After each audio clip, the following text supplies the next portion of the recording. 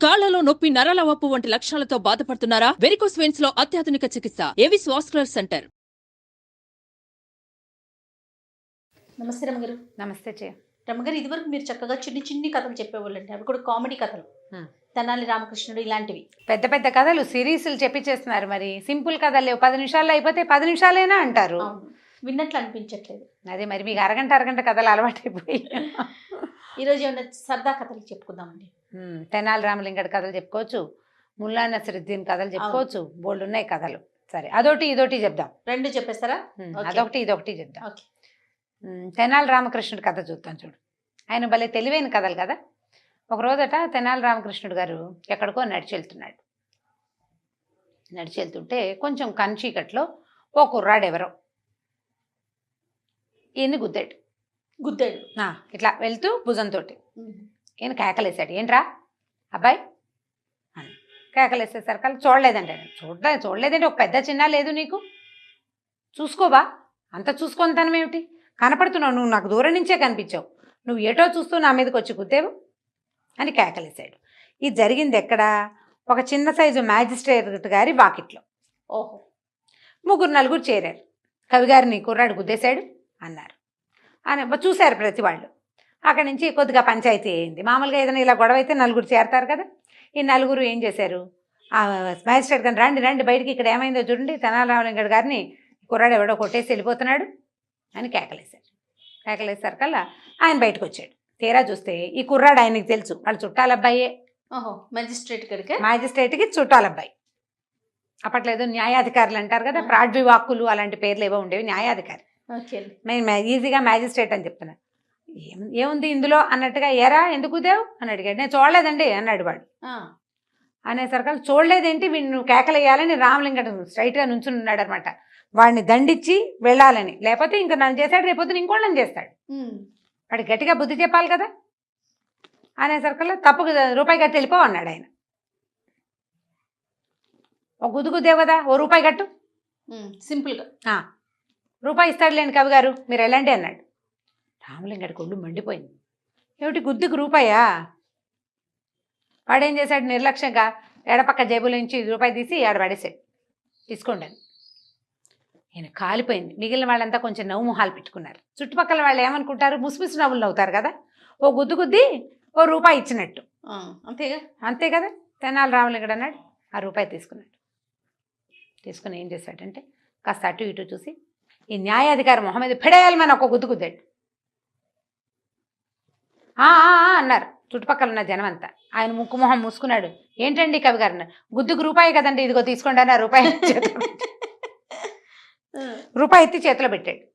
మీరు చెప్పిందే కదా, గుద్దుకు రూపాయి, సరిపోయింది పదండి, మీరు లోపలికి వెళ్ళండి, నేను ఇంటికి వెళ్తాను. తనని చారా నడుచుకుంటూ వెళ్ళిపోయాడు. ఇప్పుడు ఆయన ఏమంటాడు, తను ఇంతకుముందు 3 నిమిషాల క్రితం ఆయన ఏం చేశాడు, తను చేసింది అదే. కవిగారికి క్షమాపణ చెప్పు, తప్పొప్పుకో, పెద్దవాళ్ళ ముందు ఇలా ప్రవర్తించకూడదు లాంటి వాక్యాలు చెప్పకుండా ఓ రూపాయి ఇస్తాడు అని చెప్పుకోండి అని చెప్పారు. ఇప్పుడు దానికి సమాధానం ఏం చేయాల్సి వచ్చింది, ఈయన కూడా ఒక ముక్కు పగల కొట్టించుకుని ఒక గుద్దుకుని ముక్కు మీద ఆ రూపాయి పుచ్చుకోవాల్సి వచ్చింది. కాదు కూడదని కవిగారిని ఏమైనా అంటే చుట్టుపక్కల వాళ్ళందరూ ఏమంటారు. పైగా ఇది రేపొద్దున రాయలవారి దగ్గరికి వెళ్తే గుద్దుకు రూపాయి అనే మాట ఎంత ప్రచారం అయిపోతుంది. ఆయన ముక్కు మొహం తడిబడిలో పెట్టి మొహం ముక్కు అద్దుకుంటూ నోరు మూసుకుని లోపలికి వెళ్ళిపోయాడు. గుద్దుకి గుద్దే సమాధానం. రూపాయి ఉంది కదా మధ్యలో, రూపాయి ఉంది, సమాధానానికి ఏముంది, ఓ గుద్దుగుద్ది ఊరుకోలేదు, రూపాయి ఇచ్చాడు. సూపర్. ఆయన కావాల్సిన న్యాయం ఏమిటి, కుర్రాన్ని కేకలేయాలి, వాడితో పెద్దవాళ్ళకి క్షమాపణ చెప్పించాలి. ఆ 2 చేయలే. వాడిని కేకలేకుండా ఏమిరా అని మామూలుగా క్యాజువల్గా అడిగి ఓ రూపాయి ఇచ్చి వెళ్ళిపో అంటే అదేం మాట. బాగుంది. ఇలా అయింది. చిన్న కథలు. అందుకని నేను మీరు పదే తెనాలి రామలింగడి కథలు చెప్పు అని అడుగుతున్నా కూడా నేను ఎక్కువ చెప్పని కారణం ఇది. ఎంతసేపు వస్తుంది, 5 నిమిషాలు కూడా రా. కానీ చూడండి ఎంత దీంట్లో ఎంత వివరం ఉందో చూడండి. అదే కదా మనం ఆలోచించుకోవాలి. అంతే. ముల్లా నసరుద్దీన్ కథ ఒకటి చెప్దాం. ఆయన తన వాకిట్లో పడుకుని నిద్రపోతుంటే ఒక వాడు ఎవరో బయట ఏమిటో సందడిగా ఉంది. ఒక ఆయన పరిగెత్తుకుంటూ వచ్చాడు. ముల్లా గారు చచ్చిపోయాడండి అన్నాడు. ఈయన సడన్గా మెలకు వచ్చింది. ఏమిటి, నేనేనా నన్నేనా అంటున్నాడు అని. ఏమిటి అన్నాడు. అయ్యో ముల్లా నసరుద్దీన్ గారండి, అక్కడ బండి కింద పడి చచ్చిపోయాడు అని చెప్పాడు. చెప్పేసరికల్లా ఈయన కొద్దిగా ఆలోచించాడు. ముల్లా ఏనా అంటే అవును అన్నాడు. ముల్లా పొడుగ్గా ఉన్నాడా, పొడుగ్గా ఉన్నాడు. బక్కగా ఉన్నాడా? బక్కగానే ఉన్నాడండి. ముల్లా నసరుద్దీన్ అట వాళ్ళంతా చెప్పుకుంటున్నారు. సరే బాగానే ఉంది. అయితే ముల్లా అని నీకు చెప్పిన వాళ్ళందరికీ ముల్లా తెలుసా అంటే ముల్లా నసరుద్దీన్ అందరికీ తెలుసండి, వాళ్ళంతా చెప్తున్నారు ముల్లా నసరుద్దీన్ అని. వాళ్ళ ఇల్లు ఇక్కడేటో చెప్పిరమ్మన్నారు, అందుకని నేను వచ్చాను పరిగెత్తుకుంటూ అన్నాడు. ఈ లోపల వాళ్ళ ఆవిడ వచ్చింది లోపలికి. నువ్వు వెళ్ళిపో, లోపలికి పంపించేశాడు ఆయన. తర్వాత అడిగాడు, భుజానికి ఒక సంచి ఉందా? ఉందండి. చేతికి ఉంగరాలు అవి ఉన్నట్టే ఏం లేవండి. అయితే సరే, అయితే బాగానే ఉంది. ఇంతకీ ఏ రంగు చొక్కా వేసుకుని ఉన్నాడు బండి కింద పడి ఉన్నవాడు? ఆకుపచ్చ చొక్కా అండి అన్నాడు. ఆకుపచ్చదా? అయితే నేను కాదులే, నాకు ఆకుపచ్చ చొక్కాలు లేవన్నాడు.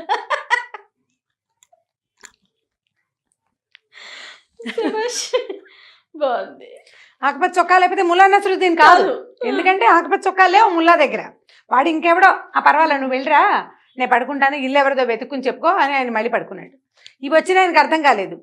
ఏం జరుగుతోంది, నేనేమి చెప్పాను, ఈయన ఏమడిగాడు, నేను కాదంటాడేమిటి అని అడిగి అటు ఇటు పక్కన చూస్తే పక్కింటి ఆయనేనాయన ముల్లా నసరుద్దీన్. కానీ ఇలా జరుగుతూ ఉంటాయి కదండి. జరుగుతాయి, మన సంగతులు మనకే చెప్తారు. అప్పుడప్పుడు నా వీడియోలు నాకే వస్తుంటాయి పోస్టులు. నాకు కూడా నమ్మకం. ఫేస్బుక్ లో అట్లా నాకే పంపిస్తారు. అదే నావి నాకే వస్తుంటాయి. అప్పుడప్పుడు చెప్తుంటారు. మా బావగారు అడుగుతుంటారు, ఆ గ్రూప్లో ఎలా వచ్చింది కుట్టి ఇది అని. ఆ గ్రూప్ వాళ్ళు ఎవరో కూడా నేనే పెట్టాను అనుకుంటారు. నాకు అసలు తెలియదు కూడా తెలియదు. ఎవరెవరి దగ్గరకో వెళ్తూ ఉంటాయి, ఇలా జరుగుతూ ఉంటాయి. ఈ ముల్లా గారిది ఇంకొక కథ చెప్పి ముగించేసేద్దాం. ఒకనాడు ఈ ముల్లా ఉండే నగరంలో విపరీతమైన చలేట. ఆ కాలంలో పిచ్చి చలి. ఎవ్వరూ ఆసరా అవకాశము ఇచ్చేవాళ్ళు కాదు. ఇళ్లలోకి ఎవరినైనా రానిచ్చేవాళ్ళు కాదు. వాళ్ళకి తిండి, వాళ్ళకి దుప్పట్లు అవి సప్లై చేయలేక. అయితే ఒకనాటి రాత్రి ముల్లా గారు ఎక్కడికో వెళ్ళాడు, చలిలో ఇరుక్కుపోయాడు. అయితే ఆయన భుజాన ఒక సంచి వేళ్లాడుతూ ఉంటుంది. ఆ సంచిలో ఏవో రకరకాల వస్తువులుంటే ఒక తలుపు కొట్టాడు. తలుపు కొడితే ఆ ఇంట్లో వాళ్ళు అన్నారు, బాబు పైకెళ్ళు, ఇక్కడ ఇంకొక భగవంతుడు మేలు చేస్తే ఇంకొక ప్లేస్ నీకు దొరుకుతుంది అన్నారు. అనేసరికల్లా అయ్యో అలాగా, కాస్త రాతి పులుసు కాచుకొని తాగుదాం అనుకున్నాను, కాస్త నిప్పు దొరికితే రాతి పులుసు కాచుకొని తాగుదాం అనుకున్నాను, సరేలేంటి ఎవరికో రాతి పులుసు ప్రాప్తం అని చెప్పాడు. చెప్పేసరికల్లా వాళ్ళకి రాతి పులుసా, అదేమిటో పదార్థం చూడాలి అని అనుకొని తలుపు తీశారు. తీస్తే ఆ ఇంట్లో ఒక 6-7 ఉన్నారు మనుషులు. వాళ్ళు ఏదో కొద్దిగా వండు తిన్నారు. ఒక నెగ్గడి లాంటిది వేసుకుని చలికి దాని చుట్టూతా కూర్చుని ఉన్నారు. లోపలికి రానిచ్చారు. మీదే ఊరండి, మీ ఇల్లు ఎక్కడండి, ఏదో కనుక్కున్నారు. ఏదో కాచుకుంటానన్నారు కదంటే, అవును నాయన రాతి పులుసు కాచుకుంటాను. సరే, పొయ్యి ఒక పక్కన పొయ్యిలు ఉన్నాయి వాళ్ళకి, ఈ పొయ్యి మీద కాచుకోండి అన్నారు. ఆ ఊళ్ళల్లో ఇళ్ళు ఎలా ఉండేవంటే మధ్యలో నెగ్గడుండి పొయ్యిలు కూడా వాటికి దగ్గరలోనే ఉండేవి. పొయ్యి కొంచెం ఇంకో 2 కట్టెలు అందులోకి అందించారు. పొయ్యి దగ్గర కూర్చొని కాచుకుండా ఒక గిన్నె దబరా ఇచ్చారు. దబరా ఇచ్చాక ఏం చేశాడు, నా జేబు ఈ సంచి ఉంది కదా, సంచిలో ఇంచి అంత గుండ్రాయి తీశాడు. ఆ గుండ్రాయి అని వాసన చూశాడు. జనాలంతా ఎక్సైటెడ్గా ఉన్నారు, ఏమిటి రాయి, ఏదైనా విశేషం కాబోలని. ఏం చేశాడు, గిన్నె నిండా నీళ్ళు పెట్టాడు. పోసాగానికి ఆ రాయి అందులో పడేశాడు. మంట పైకి తోసాడు. మరుగుతున్నాయి నీళ్ళు మెల్లిగా. కామ్గా అందరూ చూస్తున్నారు ఆయన కేసు. ఇంకేమిటంటే విశేషాలు అన్నారు. ఊళ్ళో చాలా చలిగా ఉంది, అక్కడ గొర్రెలు ఉన్నాయి, ఇక్కడ మేకలు ఉన్నాయి, ఆ ఊళ్ళల్లో మేకలు పాలివ్వట్లేదు, ఇలాంటి లోకాభిరామాయణం మాట్లాడుకున్నారు. అని పులుసు కాగుతోంది. ఒక 4 కూర ముక్కలు, కాస్తంత కొత్తిమీర, 2 మిరపకాయలు ఉంటేనే అదిరిపోతుంది పులుసు అన్నాడు. అనగానే వీళ్ళు ఏం చేశారు, వాళ్ళ ఇంట్లో క్యారెట్, బీన్స్, తర్వాత వచ్చిన సొరకాయ ముక్క, ఇంతంత ముక్కలు ఉన్నాయి. ఆ తలా 2 ముక్కలు ఉన్నాయండి, ఇచ్చేయండి బాబు, వేస్తే పులుసు బాగుంటుంది, నాతో పాటు మీరు కూడా తలా చుక్క రుచి చూదురుగాని అన్నాడు. సరే, ఏం చేశారు, అన్ని తలా ఇన్ని ముక్కలను ఇంత గిన్నె పెట్టాడుగా, ఆ గిన్నెలో పడేసాడు. ఉడుకుతున్నాయి. తర్వాత మళ్ళీ ఇంకొక 5-10 నిమిషాలు అయిన తర్వాత, దీంట్లో కనుక నేను తేలేపోయాను కానివ్వండి, ఆ మాత్రం మాంసం ముక్క ఒకటి, అక్కడి నుంచి ఒక 4 రెబ్బలు కొత్తిమీర, కరివేపాకు లాంటివి పడితే భలే అమోఘంగా ఉంటుందండి అన్నాడు. అది మరీ బాగుంది. సరే, ఏం చేశారు, వాళ్ళ దగ్గర మాంసాలు అవి ఉంటాయి, నిలవ పెట్టుకుంటారు. ఇంత మాంసం ముక్క పట్టుకొచ్చారు, కొత్తిమీర, కరివేపాకు రెబ్బలు తెచ్చిచ్చారు. అవి కూడా అందులో పడేశాడు. పడేస్తే కూర ముక్కలు, కొత్తిమీర, అవి మాంసము ఉడుకుతున్న వాసన వస్తుంది. ఆ కూర్చున్న మామల్లో ఒక ఆవిడంది, మీకు మీ ఊళ్ళల్లో అలవాట్లేదేమో కానివ్వండి, మేము వీటిలలో ధనియాలు అవన్నీ దంచుకుని వేసుకుంటామండి, ఆ పొళ్ళు ఉంటాయి, మేము పులుసుల్లో అవే వాడతామంటే, ఉంటే తెప్పించండి పిన్ని గారు, ఏముంది వేసి చూద్దాం మీ పులుసు, మీ స్టైలు అన్నాడు. ఆవిడ పులుసు పొడి తెప్పించింది, అది కూడా అందులో పడేశారు. ఇంకొక పక్కింటి వాళ్ళ దూరపు చుట్టం ఒక ఆవిడ వీళ్ళింట్లో ఉంటుంది, మేమైతే వెల్లుల్లిపాయలు కూడా వేసుకుంటామంది.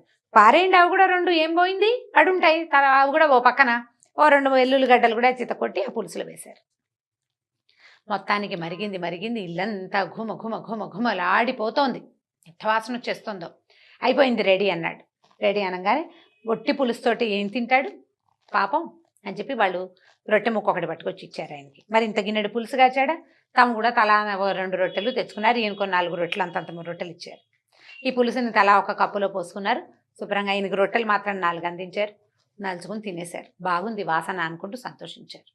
తెల్లారిదాకా అక్కడ పడుకుని ఆ దబరాలో అడుగునున్న తన గుండ్రాయిని సంచిలో వేసుకుని ముల్లాగారు బయటికి వెళ్ళిపోయాడు. జనాలంతా రాతి పులుసు ఎంత వెరైటీగా ఉంది అని చాలా సంతోషించారు.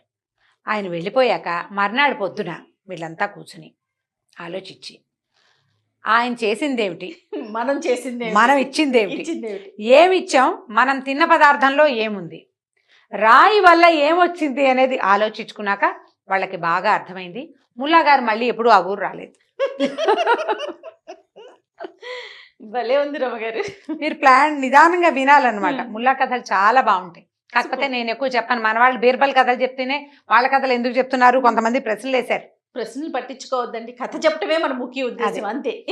అయితే ఇప్పుడు ఈ ముల్లా గారి పేరు తీసి ఇంకో పేరు పెడితే ఇది ముల్లా నసరుద్దీన్ కథ కదా అని ఎవరైనా అడిగితే హర్టింగ్ గా ఉంటుంది. అది ఆ కథలో చదివినప్పుడు అలాగే చెప్పాలి కదా, అంతే అలా బాగుండదు మరి. కాబట్టి ఆ కథని కథగా చెప్పానమ్మా. చిన్నవి అనుకుంటాండి, చిన్న అసలు ఏం లేదు, పావు పేజీ 2 పారాగ్రాఫుల్లో కథ కూడా అయిపోతుంది. భలే ఉందండి. చాలా బాగుంది. అది ఇప్పుడు మీ చిన్న సరదా కథలు అయిపోయినాయి. ఇంకా సీరియస్ కథల్లోకి వెళ్ళిపోదాం. మళ్ళీ ఇంకో కథ చెప్పుకుందాం తప్పకుండా అండి. నమస్తే. నమస్తే చేయ. ఈ వీడియో కనుక మీకు నచ్చినట్లయితే లైక్ చేయండి, షేర్ చేయండి. మరిన్ని వీడియోస్ కోసం మా ఛానల్ని సబ్స్క్రైబ్ చేసుకోండి. సుమన్ టీవీలో మీ పర్సనల్ అండ్ బిజినెస్ ప్రమోషన్స్ కోసం కింది నెంబర్కి కాంటాక్ట్ చేయండి.